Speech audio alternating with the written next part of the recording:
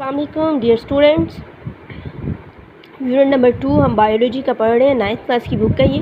ठीक है, study of life and biodiversity. इसमें हम सेकंड जो चैप्टर है हमारा सॉल्विंग अ बायोलॉजिकल प्रॉब्लम, यानी कोई भी बायोलॉजिकल प्रॉब्लम है उसे हम एक बायोलॉजिकल मेथड जो है उसके ज़रिए कैसे सॉल्व करते हैं, उसके डिफरेंट स्टेप्स हम पढ़ रहे थे। ठीक है, पीछे जो है वो उसमें हम पढ़ चुके हैं, बायोलॉजिकल मेथड की डेफिनेशंस भी हमने पढ़ ली है। ठीक है, उसके डिफरेंट स्टेप्स हैं, ये सारे स्टेप्स हैं इसके अंदर। ठीक है, हमने उसमें से बायोलॉजिकल प्रॉब्लम कैसे रिकॉग्नाइज होती है, उसके बाद ऑब्जर्वेशंस क्या होती हैं। दो तरह की ऑब्जर्वेशंस होती हैं, एक क्वांटिटेटिव होती है, क्वालिटेटिव होती है। ठीक है, और जो क्वांटिटेटिव ऑब्जर्वेशंस होती है उसको ज़्यादा कंसीडर किया जाता है ड्यूरिंग अ बायोलॉजिकल मेथड। ठीक है, अब ये फर्स्ट स्टेप था हमारा, सेकंड स्टेप था ऑब्जर्वेशंस, थर्ड जो है हमारा वो है हाइपोथेसिस, फॉर्मुलेशन ऑफ हाइपोथेसिस। ठीक है, हाइपोथेसिस मीन कि कोई भी जो आपने बायोलॉजिकल प्रॉब्लम डिडक्ट हुई है, ठीक है, उसके अकॉर्डिंग जो है उसके ऊपर जो है वो एक मफरूज़ा कायम किया जाता है। यानी उसके लिए एक चीज़ को फ़र्ज़ कर लिया जाता है कि अच्छा ये प्रॉब्लम अगर है तो ये इस वजह से है, तो उससे एक फ़र्ज़ कर लिया जाता है। अच्छा ये जो है वो ट्रू मान के उसको कहा जाता है। जैसे कि अगर हम कहें कि कोरोना वायरस जो है, ठीक है, एक वायरस की वजह से होता है जिसका नाम है कोविड-19।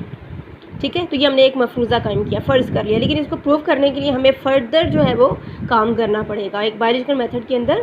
फ़र्दर फिर इसको उसके ऊपर ऑब्जर्वेशंस की, उसके ऊपर जो है वो डिडक्शंस की जाती हैं, फिर एक्सपेरिमेंट किए जाते हैं कि वाकई ये चीज़ है या नहीं है।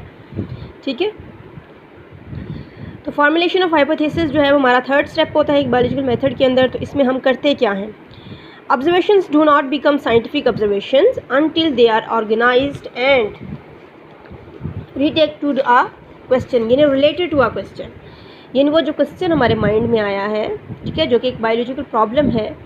ऑब्जर्वेशंस उस वक्त तक साइंटिफिक ऑब्जर्वेशंस नहीं बनती हैं जब तक वो उस जो क्वेश्चन होता है उससे रिलेटेड ना हो, जो कि आपके माइंड में आया है, जो कि एक बायोलॉजिकल प्रॉब्लम है। ठीक है, आप जितनी मर्जी ऑब्जर्वेशंस कर ले, लेकिन कोरोना वायरस से रिलेटेड ऑब्जर्वेशंस जो होंगी वही, उसी को हम साइंटिफिक ऑब्जर्वेशंस कहेंगे। बायोलॉजिस्ट ऑर्गेनाइज हिज आर हर, वो काम करने वाला, यानी बायोलॉजिस्ट कोई भी हो सकता है, लड़की भी हो सकती है, लड़का भी हो सकता है, उसकी ऑब्जर्वेशंस जो हैं, जो उसने ऑब्जर्वेशंस की होती हैं, उस साइंटिस्ट ने, उस बायोलॉजिस्ट ने, उसको भी कंसीडर किया जाता है। ठीक है, और इसके साथ साथ जो पहले से स्टडी की जा रही है उसके साथ साथ, क्योंकि कोई भी चीज़ जो होती है वो, अब जैसे कोरोना वायरस है तो ये अचानक से नहीं, एक कोरोना वायरस जो है वो पहले भी आया हुआ है। ठीक है, ये कोरोना वायरस की फैमिली का एक वायरस है जिसने अपने आप को मॉडिफाई कर लिया है। इस वजह से हमारे इंसानों के अंदर या जानवरों के अंदर उसकी इम्यूनिटी कम है, डिफेंस सिस्टम हमारे अंदर इस वायरस के लिए कम है। हालांकि ये वायरस पहले से मौजूद है और ये हमारे ऊपर अटैक कर चुका है। ठीक है, तो पहले से जो वायरसेस, कोरोना वायरसेस की जो बाकी फैमिली है उसको भी फिर कंसीडर किया जाता है, उसके लिए जो स्टडी की गई है, उसके लिए जो एक्सपेरिमेंट्स किए गए हैं उनको भी पढ़ा जाता है, उनको भी देखा जाता है। ठीक है, एक तो बायोलॉजिस्ट जो उसने खुद ऑब्जर्वेशंस की होती हैं वो भी कंसीडर की जाती हैं। इसके अलावा जो दूसरी ऑब्जर्वेशंस होती हैं डाटा की फॉर्म में जो पहले से अवेलेबल होती हैं उनको भी देखा जाता है। ठीक है, construct a statement that may prove to be the answer of the biological problem, यानी इसमें क्या कहा गया है कि जो ऑब्जर्वेशन बायोलॉजिस्ट ने की हैं या किसी दूसरे ने ऑब्जर्वेशंस की हुई हैं उन सबको मिला के एक जनरल स्टेटमेंट बनाई जाती है। ठीक है, और उसे ट्रू मान के बनाया जाता है कि अच्छा ये अगर ऐसे है तो ये इसका ये हो सकता है। ठीक है, यानी इसका फिर ये जो है वो कॉज हो सकता है, उसको एक ट्रू मान के एक स्टेटमेंट दी जाती है। उस स्टेटमेंट जो है उसको हम कहते हैं हाइपोथेसिस। यानी हाइपोथेसिस होता क्या है, it's a tentative explanation of observations is called a hypothesis. ठीक है, अगर इसकी प्रॉपर डेफिनेशन करें तो it's a preposition that might be true.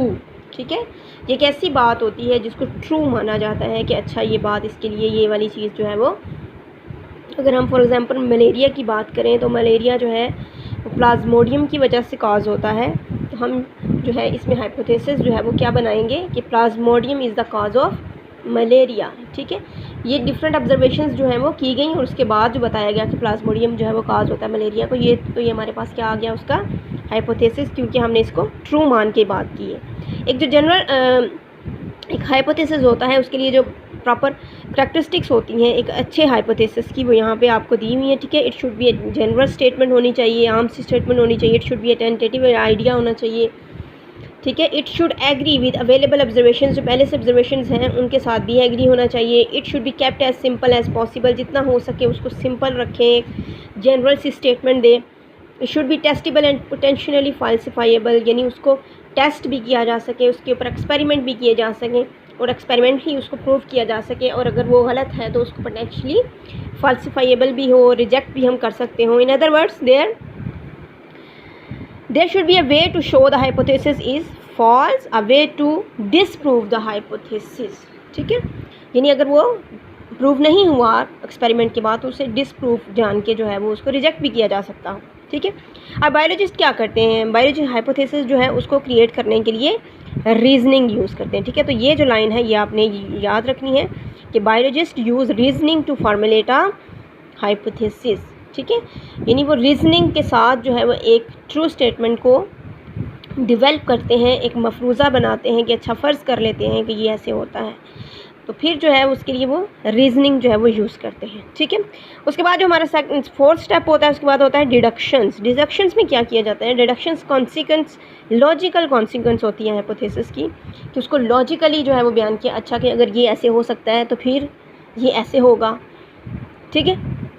For example कि अगर हम ये कहें कि कोविड-19 जो है वो क्या है, कोरोना वायरस का कॉज है, यानी कोरोना को फैलाने के लिए कोविड-19 वायरस जो है वो रिस्पॉन्सिबल है, ठीक है। इफ़ कोविड-19 जो है is responsible for the cause of corona virus, then it should be present in the blood, और जो भी जिस चीज़ के अंदर भी इसे पाया गया है, या गले के अंदर पाया गया है या म्यूकस के अंदर पाया गया है, it should be present in the mucus of the patient. जो भी पेशेंट आता है उसके म्यूकस के अंदर या उसके ब्लड के अंदर जो है वो कोरोना वायरस जो है वो प्रेजेंट होगा, ठीक है। यानी उस डिडक्शंस को लॉजिकली कर दिया जाता है, इसमें इफ़ और देन का लॉजिक यूज़ किया जाता है, ठीक है। इफ़ कोरोना वायरस इज़ या कोविड-19 जो है is responsible for the cause of corona, then it should be present in the blood of the corona patient, then, ठीक है।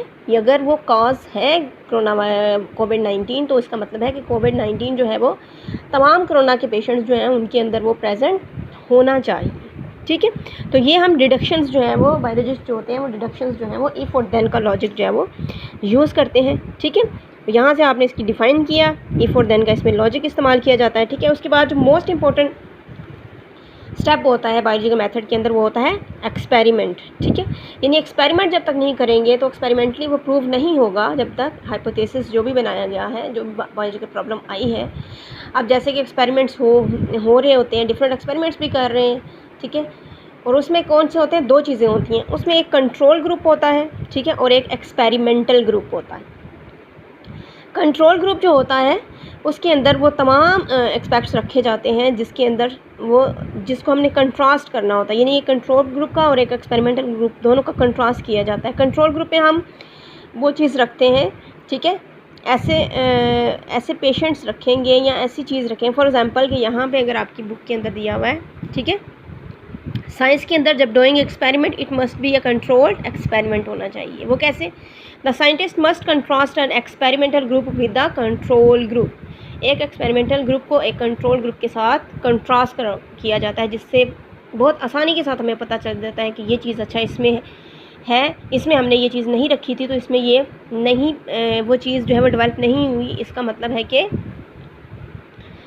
ये जो है वो अगर होगा तो ये चीज़ डेवलप होगी। फॉर एग्जांपल यहाँ पे देखें, the two groups are treated exactly alike except for one variable being tested, यानी एक वेरिएबल जो टेस्ट करना होता है वो दूसरे वाले में नहीं होता है।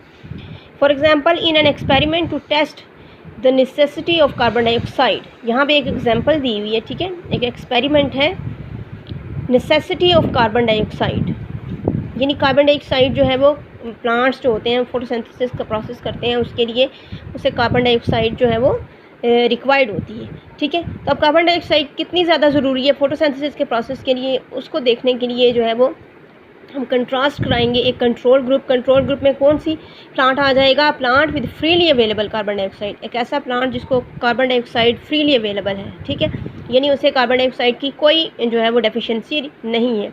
और हम दूसरे को जो है वो ऐसे इन्वायरमेंट के अंदर रखेंगे जिसके अंदर कार्बन डाइऑक्साइड जो है अवेलेबल नहीं होगी, और वो कौन सा होगा, वो होगा एक्सपेरिमेंटल ग्रुप, क्योंकि हमने जानना क्या है कि कार्बन डाइऑक्साइड जो है वो ज़रूरी होती है फोटोसिंथेसिस के लिए या नहीं। ठीक है, the necessity of carbon dioxide will be proved when, और जब नेसेसिटी कार्बन डाइऑक्साइड की हमें कैसा पता चल जाएगा, कंट्रोल ग्रुप जिसके अंदर फ्रीली अवेलेबल है प्लांट को, उसके अंदर फोटोसिंथेसिस का प्रोसेस हो रहा होगा, और जो एक्सपेरिमेंटल ग्रुप था जिसके अंदर कार्बन डाइऑक्साइड अवेलेबल नहीं थी, उसमें उसके अंदर फोटोसिंथेसिस का प्रोसेस नहीं हो रहा होगा, तो हमें फ़ौरन से पता चल जाएगा कि कार्बन डाइऑक्साइड तो बहुत ज़्यादा ज़रूरी है, क्योंकि एक्सपेरिमेंटल ग्रुप के अंदर तो फोटोसिंथेसिस का प्रोसेस कंप्लीट ही नहीं हुआ ही नहीं, क्योंकि वहाँ पे कार्बन डाइऑक्साइड मौजूद ही नहीं थी। तो इसमें कोई भी एक्सपेरिमेंट जब साइंटिस्ट करते हैं तो उसके अंदर वो एक कंट्रोल ग्रुप रखते हैं और एक जो होता है वो एक्सपेरिमेंटल ग्रुप होता है। ठीक है, the most basic steps of biological method is experimentation. Biologist performs different experiments perform किए जाते हैं कि उस हाइपोथेसिस को देखने के लिए जो फॉर्मुलेट किया गया कि वो ट्रू है या नहीं है। फिर जो डिडक्शंस की गई थी उनको भी मद्देनज़र रखा जाता है। ठीक है, टेस्टिंग के दौरान फिर एक्सपेरिमेंट के थ्रू जो है वो हाइपोथेसिस जो है उसको देखा जाता है कि वो कौन सा हाइपोथेसिस करेक्ट है। ठीक है, और जो इनकरेक्ट हाइपोथेसिस होगा it will be rejected and the one which proves, जो प्रूव हो जाएगा उसको हम एक्सेप्ट कर लेंगे। ठीक है, और फर्दर फिर उसके ऊपर काम होगा, एक्सपेरिमेंट्स या कुछ और फर्दर टेस्ट करने होंगे, वो उसकी वैलिडिटी के लिए टेस्ट किए जाएंगे। ठीक है, तो एक्सपेरिमेंटल के जब आप एक्सपेरिमेंट की बात करेंगे तो उसमें दो चीज़ें होती हैं, एक होता है कंट्रोल ग्रुप और एक होता है एक्सपेरिमेंटल ग्रुप। ठीक है, अब जब आपका एक्सपेरिमेंट के बाद आपके हाइपोथेसिस भी ट्रू हो गया है, ठीक है, अब क्या होता है, जितना भी काम जो है वो साइंटिस्ट ने किया होता है वो उस सारे काम को एक जो है वो समराइज़ करते हैं, उसका एक डाटा बनाते हैं, उसमें टेबल की फॉर्म में लिख लेते हैं ताकि आसानी रहे। ठीक है, या फिर उसको वो किसी ग्राफ की फॉर्म में शो कर देते हैं ताकि उनके लिए इजी रह जाए। ठीक है, summarisation of results, biologist gathers actual quantitative. ठीक है, क्वांटिटेटिव जैसे क्वांटिटेटिव ऑब्जर्वेशंस थी, क्वांटिटेटिव हम क्यों लेते हैं, क्योंकि हम उसे नंबर की फॉर्म में लिख सकते हैं। तो क्वांटिटेटिव डाटा जो है एक्सपेरिमेंट से लिया जाता है, फिर उस डाटा जो है उसको डिफरेंट स्टैटिस्टिकली जो है वो मेजर किया जाता है, उसकी डिफरेंट रेशो, प्रोपोर्शन और प्रपोजिशन या इस तरह की चीज़ें जो हैं वो स्टैटिस्टिक्स में देख के तो उसको प्रूव किया जाता है, उसे एक ऑर्गेनाइज फॉर्म में लेके आया जाता है। ठीक है, to draw conclusion biologist also uses statistical analysis भी किया जाता है। ठीक है, उन सारी चीज़ों का, यानी जैसे अगर हमने कंट्रोल ग्रुप में जो चीज़ें रखी उसको लिया जाता है और उसके अंदर जो जो हमारे पास रिजल्ट्स आते हैं उनको अलग किया जाता है, फिर जो एक्सपेरिमेंटल ग्रुप होता है उसमें जो जो रिजल्ट्स आते हैं वो हम रखते हैं, फिर एनालिसिस करते हैं। तो स्टैटिस्टिकल एनालिसिस जो होता है वो किया जाता है और फिर उस डाटा जो है उसको एक प्रॉपर वे में ऑर्गेनाइज़ किया जाता है। फिर जो रिज़ल्ट्स आते हैं उसको ऑर्गेनाइज़ कर लिया, समराइज़ कर लिया, अब उस रिज़ल्ट्स जो है उसको अनाउंस करने की बारी आती है। ठीक है, यानी उसको पब्लिश किया जाता है, साइंटिफिक जो है उससे जर्नल्स की फॉर्म में या फिर बुक्स की फॉर्म में या फिर नेशनल या सेमिनार्स करवाए जाते हैं और फिर उन सेमिनार्स में अपना जो भी काम होता है उसको डिस्प्ले किया जाता है। ठीक है, मीटिंग्स में या फिर सेमिनार्स में, कॉलेजेस में एंड यूनिवर्सिटीज़ लेवल के ऊपर जो है वो उन सेमिनार्स करवाए जाते हैं कि हमने ये काम किया, ये हमारे रिज़ल्ट्स आए, फिर उसे पब्लिश किया जाता है ताकि दूसरे लोग जो है वो भी इसके ऊपर काम करें। सही हो गया। Results in an essential part of scientific method. ठीक है, it allows other people to verify the results. इससे क्या होता है कि दूसरे लोग अगर उस पर एक्सपेरिमेंट करना चाहें, जैसे जैसे आपने एक्सपेरिमेंट्स किए हैं, तो वो उस एक्सपेरिमेंट्स के करने के बाद जो है वो आपका जो आपके जो रिज़ल्ट्स आए हैं उसको वेरीफाई भी कर सकते हैं कि ये यहाँ पे ये मिस्टेक्स हुई हैं, या ऐसे ऐसे करते तो ज़्यादा बेहतर था, या ऐसे करते। तो इससे क्या होता है कि नई डिस्कवरीज भी होती हैं और नया काम जो है वो भी सामने आता है। Apply the knowledge to solve other problems, या फिर उसी प्रॉब्लम्स जो हैं या उन्हीं चीज़ों को इस्तेमाल करते हुए जो है वो जो ऑलरेडी प्रेजेंट होते हैं, फिर नई जो प्रॉब्लम होती है उसको भी किया जाता है, सॉल्व करने की कोशिश की जाती है।